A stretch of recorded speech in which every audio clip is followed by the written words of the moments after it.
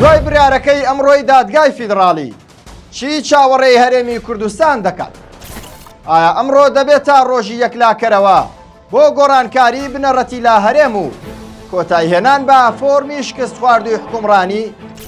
بریارەکان چۆن دەتوانن بەرەی ناڕازی لا کوردستان یەک بخەن بۆ هێنانە پێشی مۆدێلێکی نوێی حکومڕانی لا کوردستان؟ ئەم کاتەتان باش، مانشێتی ستاندەرتان پێشکەش دەکەن. ئەمڕۆ دادگای فیدراڵی دوو دۆسیەی هەستیاری تایبەت بە کوردستان یەکلایی کردەوە کە ماوەیەکی زۆر بوو خەڵک چاودێریان دەکرد. ئەوانیش پرسی موچەی موچەخۆرانی هەرێم و یاسای هەڵبژاردن بوو. هەردوو بریارەکەش بوونا دوو گورزی کاریگەر لا کەمەر و پایەکانی دەسەڵاتی ئێستای کوردستان. دەستگای ستاندەر کە خاوەنی یەکێک لە ئاسکاڵاکانی سەر سەرۆکی حکوومەتی هەرێم و سەرۆک وەزیرانی عێراق بوو بۆ موسۆگەرکردنی مافی موچەی موچەخۆران.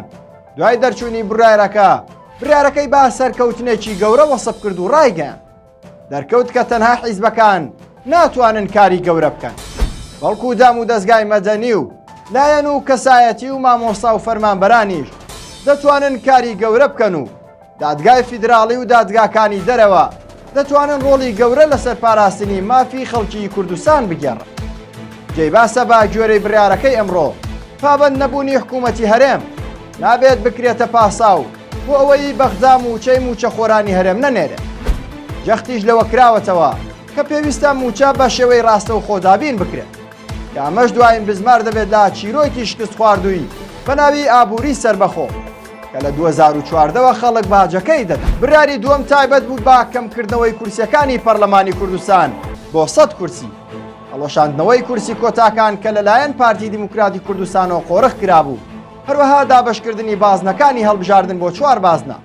بە جۆرێک چیتر بە دەنگ پارێزگایەک ناتوانرێت کۆنتڕۆڵی کورسیەکانی پەرلەمانی کوردستان بکات. بە بڕای چاودێران ئەوەی لا کوردستان بۆ قۆناغی داهاتوو گرنگە ئەوەیە خەڵکی کوردستان خۆیان بۆ گۆڕانکاری بنەڕەتی ئامادە بکەن لە ڕێیهێنانە پێشی خوێنی نوێ لە بەرەی خەڵکی ناڕازی کوردستان، هەروەها بەشداریەکی کاریگەر بکەن لە هەڵبژاردن. بە جۆرێک ئەو دەرفەتا مێژوویە بکرێتە یەکەم وێزگەی کۆتایهێنان بەو حکومڕانیە شکست خواردووە کە چەندین ساڵە خەڵکی هەرێمی کوردستان بەدەستیەوە گیرۆدە بووە. هەرشاد بن.